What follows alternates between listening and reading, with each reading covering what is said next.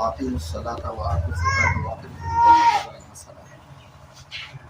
عن عمر بن الخطاب رضي الله تعالى عنه قال قال رسول الله صلى الله عليه وسلم بني الإسلام على خمس: شهادة لا إله إلا الله وأن محمدا عبده ورسوله وإقام الصلاة وإيتاء الزكاة والحج وصوم رمضان.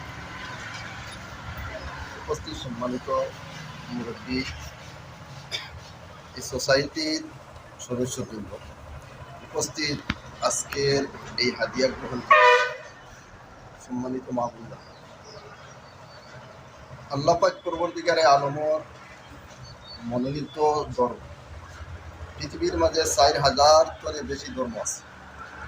এর মাঝে আল্লাহ পাক পরবর্তীকারে আলমর স্বীকৃতি দেওয়া ধর্ম হইল কোরআন শরীফ আল্লাহ তাআলা বলেছেন ইন্নাদ দীনা ইনদাল্লাহিল ইসলাম।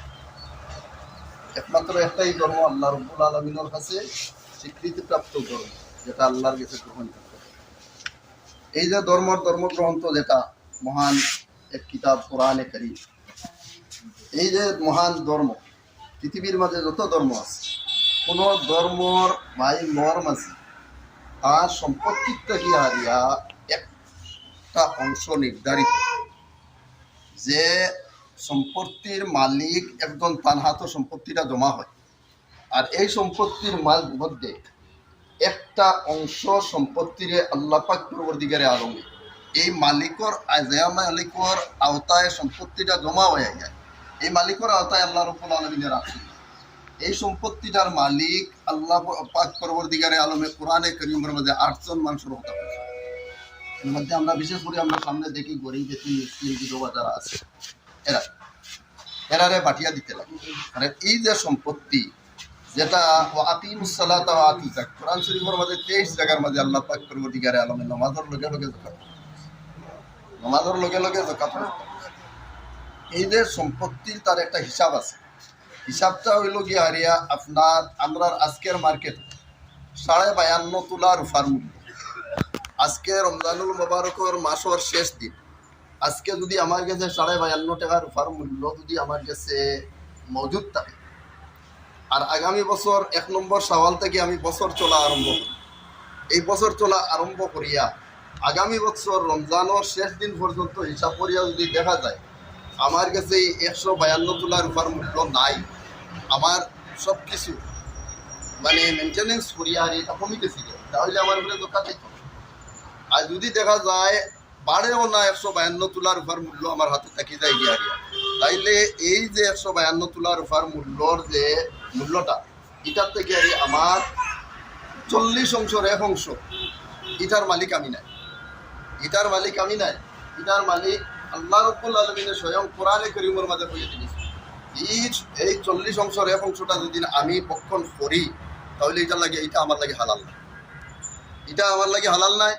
এটার মালিক হইল গিয়ারি, যদিও আমার কাছে এটা জমা হয়েছে, এটার মালিক সরাসরি আল্লাহ রাব্বুল আলামিনের এই এতিম, মিসকিন, গরিব এরারে মালিক বানাই দিয়েছে।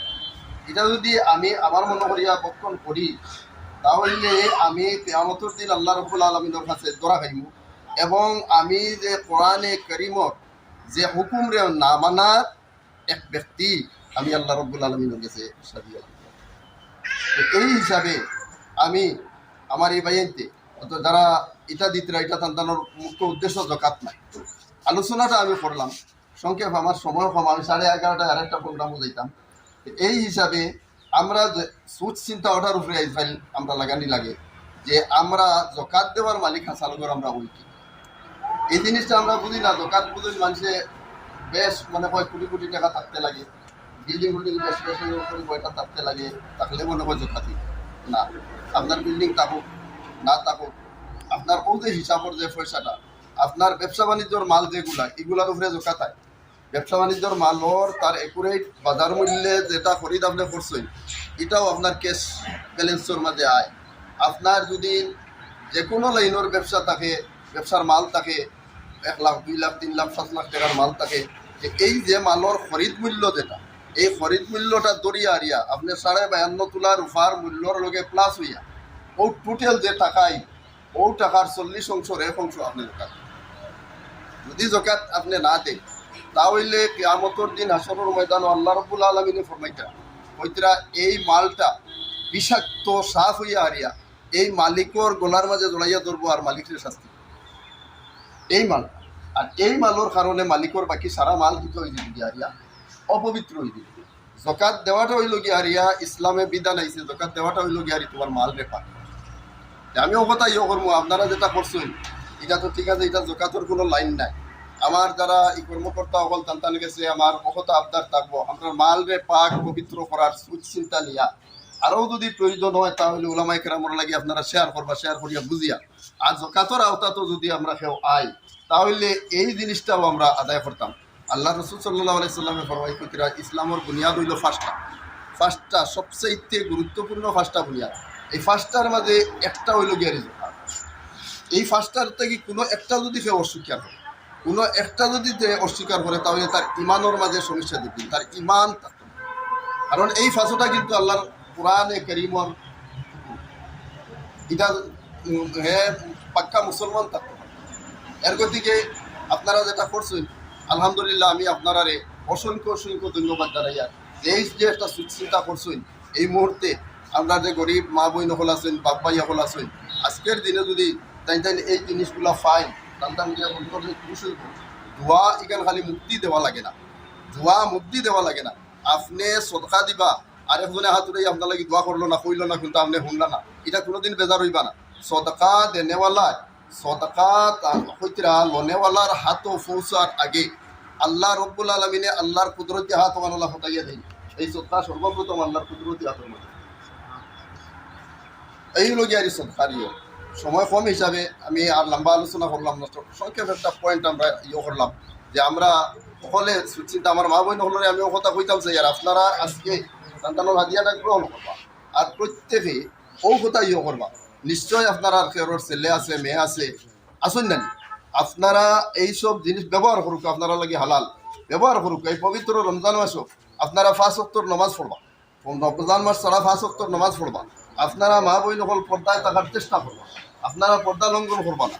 কিন্তু আপনারা যে জিনিসগুলো আজকে হাত উঠে দিতে এই সংগঠনে দের, আরো সংগঠনে দের, আরো সংগঠনে দের, আপনারা কিন্তু এটা জিনিসের মাঝে সঠিক পদ্ধতিতে আল্লাহ রসুলের নিয়মের সামনে রাখিয়া যারা আপনারা সাহায্য করবেন, আপনারা যদি আল্লাহ রসুলের নিয়মের মাঝে পা থাকুন তাহলে আপনারাও কিয়ামতের দিন আল্লাহ রাব্বুল আলামিনের কাছে বাদ বুঝছেন নি। আপনারা 5 ওয়াক্তের নামাজ পড়বা, আপনারা 5 ওয়াক্তের নামাজ পড়বা, পরিষ্কার পরিচ্ছন্ন থাকার চেষ্টা করবা, বুঝছেন নি। কাপড় খুব দামি হওয়া দরকার নাই, এটারে পরিষ্কার পরিচ্ছন্ন রাখলে ভিখারি হইলে যে ভিখারির কাপড় ঘুরাতে হলে মানে বিগ বেস্ট দিবা, এটা হয় না কোনোদিন। ভিখারি যত সুন্দর থাকবো, যত মানে সুইটেবল থাকবো, যত ভিখারির মানে আপ টু ডেট থাকবো, এই ভিখারির লগে যদি দিনদারি থাকে, নমাজ থাকে, এই ভিখারির মানুষের বেশি। আর মানুষে তার দেখুন তার মূল ফাউন্ডেশনটা দেখুন এর কাপড়ে দিয়ে দেখুন। যে আমি আমার মা বোন হলোর গেছে ও কথা করমু রমজানুল মোবারকর আরো 2-3টা রাইত আমরা গেছে সম্ভাব্য হিসাবে এক রাইত, কিন্তু 2 রাইত তো সম্ভব। আপনারা সন্তানোর হাদিয়াটা গ্রহণ করবা, আপনারা নমাজ পড়িয়া দোয়া করবা এবং সমস্ত ব্যবসায়ী হলো লাগি দোয়া করবা, সমস্ত জাতির লাগি আর দোয়া করবা যে আল্লাহ রব্বুল আলমিনে তারার ব্যবসা বাণিজ্য, তারার কাজ কর্মর মাঝে তারা শারীরিক সুস্থতা আল্লাহ পাকে বেশ করিয়া বাড়াইয়া দিতা। তারা যদি ব্যবসা বাণিজ্য আল্লাহ বরকত পেশ করে দেয় তাহলে এইসব মানুষে গরিব মিসকিন হলো বেশি করিয়া দিছে। এই বলি আর আমি আমার সময় কম হিসাবে আর লম্বা আলোচনা করিয়ান না। আমি একটা পয়েন্ট আমার কাছে আছে যেটা আর কি আমরা একটা চিন্তা করিয়া দেখি, মানুষের সঠিক জকাত দেওয়ার যে পদ্ধতি, যেটা এই পদ্ধতিগুলো মানুষে অ্যাপ্লাই করতে পারে না। জকাতটা এমন একটা জিনিস আর কি, এমন একটা জিনিস, জকাত সেও আমার কাছে চাইয়া নিত, এটা নাই, এটা কোরআন ও আল্লাহ রাব্বুল আলামিনে সাব্যস্ত করিয়া দিয়েছে খারে দেওয়া হইতো। আমি পৌঁছাইয়া দিতাম, আমি ডাকিয়া দিতাম, আমি হরিয়া দিতাম যে আমারে দেও ইলা পর্যন্ত কইতা নাই। আর আল্লাহর কোরআনের হুকুম এটা আমার সময় যখন আইব আমি আমার টোটাল সম্পত্তির থেকে আর হিসাব করিয়া 40 অংশের 1 অংশ এটা আলাদাভাবে এমন একটা হিসাব হইতো, এমন একটা পাক্কা হিসাব হইতো 9,999 টাকা হয় যদি, তাহলে আপনি 9,998 টাকা দিতে পারবেন, 9,999 টাকা দিতে বাড়াইন যদি 1 টাকা হয়তো ওইগুলোর মাঝে প্লাস করতে পারবা, 1 টাকা কমাইতে পারবা। এই হইল জকাতের হিসাব। এই বলি আর আমি আমার কি করে ওখানে সমাপ্ত করলাম।